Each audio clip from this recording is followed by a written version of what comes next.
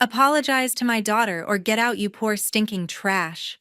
That's what my younger brother snapped right in the middle of the restaurant, loud enough for everyone to hear. Then he shoved my son hard, sending the boy crashing to the floor, dislocating his shoulder. My 10-year-old's cries echoed through the room, his eyes red and filled with pain. My parents just sat there smirking and said, "He deserved it." I didn't argue. I didn't raise my voice. I simply picked my son up and walked out, driving straight to the emergency room. That night, something inside me shifted forever. I realized my own family had never once stood up for my child when he needed them most. My name is Regina Castro. I'm 36 years old and I work as a high school teacher. If you've ever felt betrayed by the people who were supposed to have your back, especially when it came to protecting your kid, drop your story in the comments below and hit that subscribe button so you don't miss what happens next. It's free and it really helps the channel grow. To understand why I finally decided to take the one action they never saw coming, we have to go back 7 years. 7 years ago, everything started with a late-night phone call from my younger brother, Drew. He and his wife, Felicia, had just gotten married and money was tight. Drew had been working dead-end jobs, but he'd found a radiology technician program that could change everything. Better pay, stable hours, real benefits. The catch was the cost. Our parents were already retired on fixed incomes and couldn't help much. Drew sounded desperate, promising it would only be temporary just until he got on his feet. I agreed. I was 29 then, teaching high school English, bringing in a steady but modest salary. Patrick and I had a small mortgage and Archer was only 3. We weren't rich, but we were careful. I set up the first transfer for tuition that week and never looked back. Over the next 7 years, the support fell into 3 clear categories. First came Drew's education and career. The program itself ran 3 years and I covered every semester. Nearly $100,000 total when you added books, lab fees, and certification exams. After he graduated, there were continuing education courses and specialty certifications to keep his license active. I paid those too, because it's an investment in our future, he'd say. Then there was the lifestyle they wanted to project. Drew insisted a reliable family vehicle was essential for job interviews and networking, so I co-signed and covered the lease on a large SUV. Monthly payments that added up fast. They moved to a nicer neighborhood with better schools, and I picked up the difference in rent each month. Full family health insurance, new clothes for interviews and work events, weekend getaways to recharge. All quietly funded from my account. I told myself it was helping them build the image they needed to succeed. The third category was Blair. From the moment she was born, Felicia talked about her talent. Blair loved performing even as a toddler. By age 4, she was in private acting classes. I paid for the elite private elementary school with the strong arts program, the extra drama workshops, costumes, stage props, summer theater camps. Anything to nurture what they called her natural gift. There were moments I hesitated. The first came about 4 years in when Drew called asking for help with the SUV lease. He said public transportation looked unprofessional and hurt his networking. I remember staring at my own bank balance.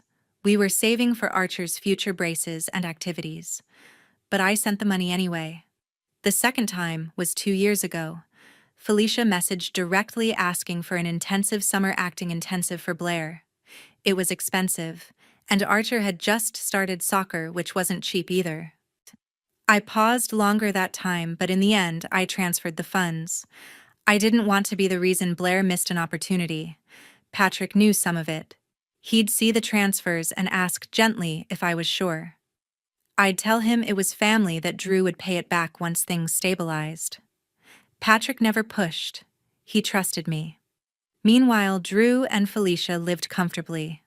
Social media showed new furniture, family vacations, Blair in expensive costumes on stage. They talked about their success as if they'd built it all themselves. Hard work, smart choices, sacrifice. At family gatherings, our parents beamed at Drew's stories about his job, his promotions, Blair's latest performance. They called him the one who made it. Me, I was the dependable one, the teacher with the stable life. No one ever asked how we managed on one income, or why we still drove the same old sedan while Drew had the shiny SUV. I started feeling the weight, but I pushed it down. Family helps family, right? Then I saw a post from Felicia. A photo of the SUV parked in front of their rented house, caption reading, "All this through hard work and smart planning. So proud of what we've built on our own." Something twisted in my stomach. They weren't lying outright, but they weren't telling the truth either. I didn't say anything. I kept quiet like always. Until the night we celebrated Blair's first lead role in the school play at that Italian restaurant. The afternoon of Blair's first lead role started out like any proud family event. We all gathered at the school auditorium. Me, Patrick Archer, my parents, Drew, Felicia, and Blair, of course. The little theater was packed with parents and kids. When Blair stepped on stage in her costume, delivering her lines with that big smile she'd practiced for months, the room erupted in applause. My parents beamed the whole time, whispering about how talented their granddaughter was. Drew recorded every second on his phone. Even Archer clapped enthusiastically. He'd been excited to see his younger cousin perform. After the final curtain call and more applause, we moved to the Italian restaurant nearby. They had reserved a private room for us. Long tables, soft lighting, baskets of bread already waiting. The mood was celebratory. My parents ordered wine for the adults and sparkling water for the kids. Drew raised a glass first, toasting our little star. Everyone joined in calling Blair the family's rising talent. She sat at the head of the table, soaking it all in, accepting compliments like she'd been doing it for years. Patrick and I had brought a small gift, a book on acting techniques that Archer picked out himself, thinking his cousin would love it. He wrapped it carefully the night before, excited to give it to her. Dinner started normally enough. Pasta, laughter, stories about the play. Then Blair turned her attention to Archer. She eyed his shirt, one he'd outgrown a bit but still fit, and smirked. "That's the same shirt you wore last year, isn't it?" she said loudly enough for the table to hear. "Looks kind of small now." Archer shifted in his seat, cheeks turning pink. He tried to laugh it off. Blair wasn't done. When he reached to pass her the gift, she snatched it from his hand. "What's this?" "Another cheap book." She flipped through the pages quickly, then tossed it back across the table. "I already have better ones." Archer reached politely to take it back, saying quietly, "I thought you'd like it." Blair shoved his hand away. Not hard, but enough to make the point. She rolled her eyes and laughed. That's when Drew stood up, fast chair scraping loud against the floor. His face was red. Without warning, he shoved Archer hard in the chest. My son flew backward, hitting the marble floor with a heavy thud that silenced the entire room. Archer let out a sharp cry, grabbing his arm, tears instant. Drew leaned over him and snapped, "Apologize to my daughter or get out of here, you poor stinking trash." Felicia chuckled beside him, adding, "Yeah, don't ruin her big night." My parents didn't move to help. They exchanged a quick look, then smirked slightly and said almost in unison, "He deserved it. Kids being kids." The room went dead quiet. I could feel the servers hovering near the door, eyes wide but saying nothing. Other tables nearby had gone silent too, forks paused mid-air, staring but not intervening. No one reached for Archer. No one scolded Drew. No one even asked if my son was okay. In that moment, the worst part wasn't the push. It was realizing nobody at that table, not my brother, not his wife, not my own parents, was going to stand up for my child. I stayed calm on the outside. I slid out of my chair, knelt beside Archer, wiped his tears with my napkin, and helped him to his feet. He was shaking, holding his arm close to his body. I grabbed our things, nodded politely to the server on the way out, and walked us straight to the car. On the drive to the emergency room, I stayed silent. But that night, everything changed. We got home late from the emergency room. The doctor had confirmed a dislocated shoulder popped it back in place and wrapped Archer's arm in a sling. He was exhausted from the pain meds and fell asleep almost immediately on the couch, his face still pale. I sat beside him in the dim living room light watching his chest rise and fall. At 10 years old, he looked so small with that bandage. I kept replaying the moment his body hit the floor, the way no one moved to help him. But more than that, I thought about what it taught him. That in our family, some kids mattered more than others. If I stayed silent tonight, tomorrow, Archer would learn to accept unfairness as normal. He'd grow up thinking it was okay for people who were supposed to love him to choose sides against him. I couldn't let that happen. Patrick came in quietly from the kitchen, handed me a cup of tea, and sat on the arm of the couch. He didn't say much at first, he just put his hand on my shoulder. I finally opened the banking app on my phone and started adding it all up properly for the first time. Transfer after transfer, month after month, over 7 years. Tuition payments, lease contributions, rent supplements, insurance premiums, school fees, extras for Blair's classes. The total hit $260,000. I turned the screen toward Patrick and told him everything, every detail I'd kept quiet about for years. How it started small and grew, how I'd always justified it as family duty. His jaw tightened as the numbers sank in, but his voice stayed steady. "You've done more than enough," he said, pulling me close. "It's time to stop." He was right. This wasn't about revenge. It was about ending a cycle where I poured everything into them while they gave nothing back. Not gratitude, not respect, not even basic protection for my son. I needed to break it for Archer's sake and mine. That night and into the next morning, I got to work. I called the leasing company and removed myself from the SUV payments. They confirmed it would go to collections if Drew didn't arrange something new. I contacted Blair's private school and withdrew my funding effective immediately, sending the termination email the bursar had requested years ago for sponsors. I logged into every utility account tied to their address and removed my card, then requested the accounts be transferred solely to Drew's name. Health insurance add-ons, autopay for their internet plan, even the small recurring donation I'd set up for Blair's theater boosters, all canceled with confirmation emails saved. Every click felt like closing a door I'd left open too long. By midday, my phone started lighting up. The first real call came from Drew, his name flashing over and over. I could picture him opening the email from Blair's school about the overdue balance. His voicemail was frantic, demanding to know what was going on, why payments had stopped. I didn't pick up. I didn't reply. A few days later, the consequences started rolling in fast. The first real wave hit on Tuesday morning. An official email from Blair's private school landed in Drew's inbox, the one I used to have copied on all billing notices. It stated that the current semester balance was now overdue and immediate payment was required, or enrollment would be withdrawn by the end of the week. No more access to the specialized arts classes, the advanced drama program, the small teacher-to-student ratio they always bragged about. Just like that, Blair's special path was at risk. Drew must have panicked because my phone started buzzing nonstop. Missed calls, voicemails, texts, first confused, then angry. "What did you do about Blair's tuition? This can't be right. Fix it." I read them as they came in, but I didn't respond. The anger I expected to feel didn't come. It was more like emptiness, a quiet space where the constant worry used to live. Wednesday brought the second blow. A formal letter from the leasing company arrived at their house, certified mail, the kind you can't ignore. Since I'd removed myself as co-signer and primary payer, Drew no longer qualified on his own credit. They had 30 days to either refinance or return the SUV, or repossession proceedings would begin.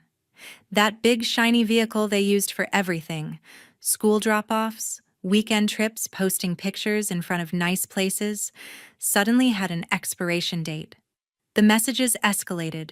Felicia sent long paragraphs about how I was punishing an innocent child, how Blair didn't understand why her school was threatening to kick her out. Drew alternated between pleading and accusing, saying I was overreacting to one bad night. I scrolled through them while making breakfast for Archer, feeling strangely detached. No rage, no guilt, just nothing. Then Mom called Thursday afternoon. Her voice was thick with tears from the first word. She'd clearly heard everything from Drew. "Regina, honey, how could you do this? You're destroying your niece's dreams. That school is everything to her. And the car. How will they get around? This is breaking your brother's heart." She went on about family sticking together, about forgiveness, about how kids say silly things sometimes. I let her talk until she ran out of steam, then quietly said I had to go. I hung up before she could start again. Through all of it, I kept my focus on Archer. I took him for his follow-up appointment Friday morning. The doctor said the shoulder was healing well, no permanent damage, but he'd need the sling another week and physical therapy after that. Archer was brave about it, asking smart questions, even cracking a small joke with the nurse. Watching him handle it with more grace than the adults in our family ever showed made something settle inside me. I wasn't going to let that change. Patrick checked in throughout the days, making sure I was okay handling meals and school pickup when I needed space. We didn't talk much about the messages flooding my phone. We just moved forward as a team. The calls and texts kept coming, but I left them unread after a while. The emotion that surprised me most wasn't satisfaction or vindication. It was relief, like finally exhaling after holding my breath for 7 years. The family group chat exploded that same Thursday evening. Drew posted first, a long message painting the restaurant incident as a minor kid scuffle that I'd blown out of proportion. He claimed Archer had started it by being rough, and that my reaction was punishing everyone for nothing. Felicia jumped in quickly with a follow-up, sharing screenshots of the school's payment demand and writing how devastated Blair was, how her confidence had been crushed right after her big performance. Mom and Dad tagged me repeatedly. Mom sent voice notes, her tone pleading, asking why I was tearing the family apart over one evening. Dad wrote shorter messages saying we should all sit down like adults and sort it out for the kids' sake. They kept mentioning blood ties, how no one is perfect, how I'd regret it later. I read everything as it poured in, notification after notification. Instead of replying, I started saving. I screenshotted every transaction history. I still had access to every old text where Drew had asked for just a little help this month, every confirmation email from payments I'd made over the years. I backed them up in a folder on my computer and in the cloud, not for drama, just in case they tried to rewrite what had really happened. The online fallout spread beyond the chat. Felicia posted a vague status on Facebook about family turning their backs when you need them most, with a sad emoji and a photo of Blair looking downcast. Comments from friends poured in with sympathy, people who had no idea about the years of support behind the scenes. The escalation peaked the following Saturday afternoon. The doorbell rang repeatedly, then came loud knocking. Patrick looked out the window and saw Drew's car in the driveway, the SUV still there for now. He told me to stay inside with Archer, who was resting in his room. I heard the voices through the door. Drew shouting my name, demanding I come out and talk. Felicia adding that we couldn't hide forever, that this was destroying Blair. Their words got louder, more insistent, fists banging harder. Patrick opened the door just enough to stand in the frame, calm but firm. "You've done enough," he said clearly. "Please leave our property. If you don't, I'll call the police." Silence for a beat.